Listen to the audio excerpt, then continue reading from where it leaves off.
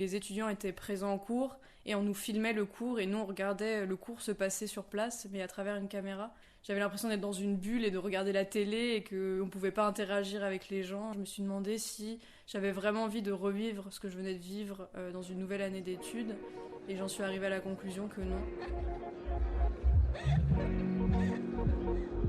Vie ma vie, un podcast de l'étudiant. Bienvenue dans Vie ma vie, je m'appelle Lison Bourgeois et je suis journaliste.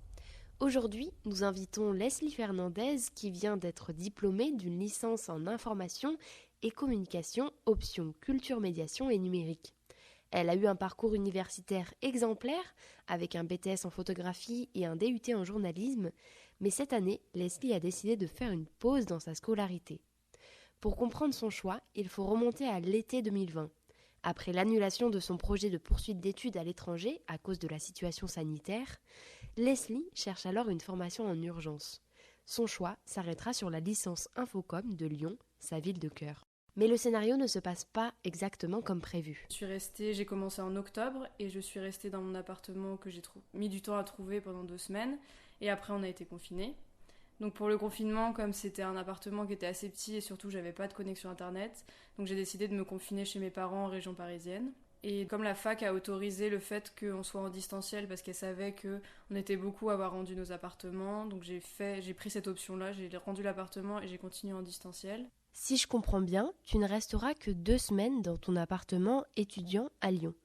Est-ce que tu te souviens si à ce moment-là, la fac vous donnait une visibilité sur l'organisation des prochains mois de cours ? Un peu toutes les semaines, on attendait de savoir est-ce qu'on sera en distanciel, en présentiel, en distanciel, en présentiel. Du coup, je savais pas si je devais rester à Paris, partir à Lyon, rester à Paris, partir à Lyon. Et ça a été aussi compliqué pour des recherches de stage. Par exemple, j'avais un stage qui devait débuter en avril. Et j'arrivais pas à chercher de stage puisque je savais pas si en avril je serais à Paris ou à Lyon. Donc c'était difficile d'avoir de la visibilité et sur la vie personnelle et sur la vie scolaire à cette période. Ok, donc tu travailles depuis ta chambre, derrière ton ordi, sans aucun contact avec les autres étudiants.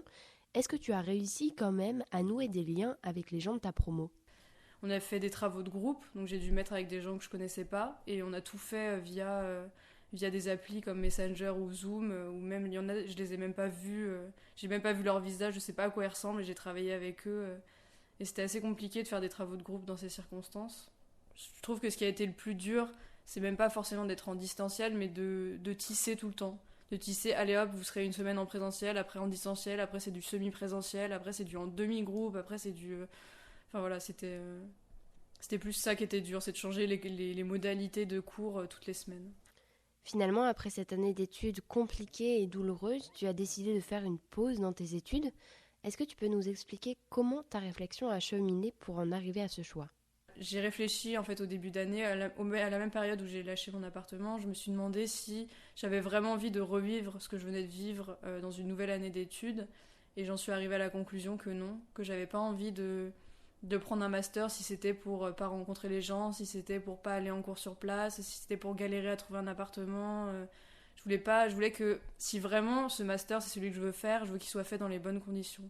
Et du coup, je me suis dit que j'allais pas le prendre à la rentrée 2021, mais que j'allais faire autre chose et qu'en attendant, je trouverais bien quelque chose à faire et que le master, de toute façon, il m'attendra.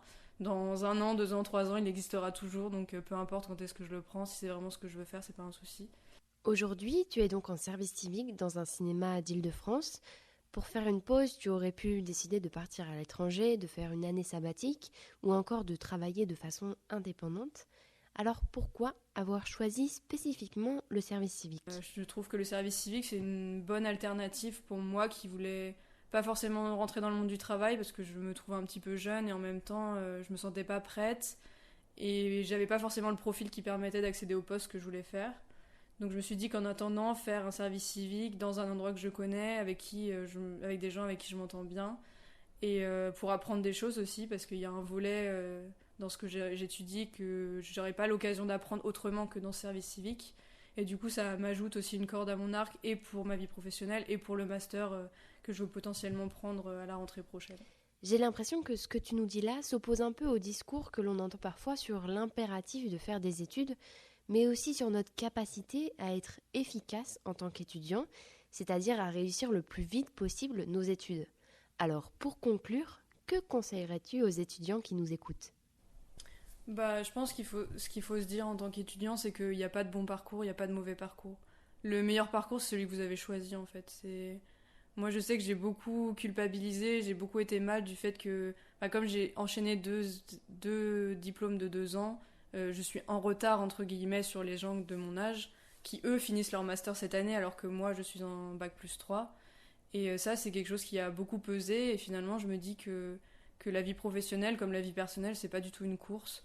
Que le but, c'est de trouver quelque chose qui nous plaît, c'est pas de le trouver le plus rapidement possible. Si on sait depuis l'âge de 8 ans ce qu'on veut faire, c'est très bien. Si on l'apprend à 20, à 30, à 40 ans, à 50 ans, à 60 ans, il n'y a aucun problème. Tant qu'à la fin, on trouve quelque chose, que ce soit professionnel ou personnel, peu importe, tant qu'on trouve quelque chose qui nous fait vibrer, peu importe le chemin. Merci beaucoup à Leslie pour son témoignage. La crise sanitaire a été un moment difficile pour beaucoup d'étudiantes et étudiants. Alors, c'est aussi le bon moment pour rappeler que le parcours scolaire n'est pas une course et qu'il y a d'autres chemins qui sont proposés aux jeunes qui veulent faire une pause dans leurs études. Par exemple, Leslie, elle, a choisi le service civique. Vie ma vie, un podcast de l'étudiant.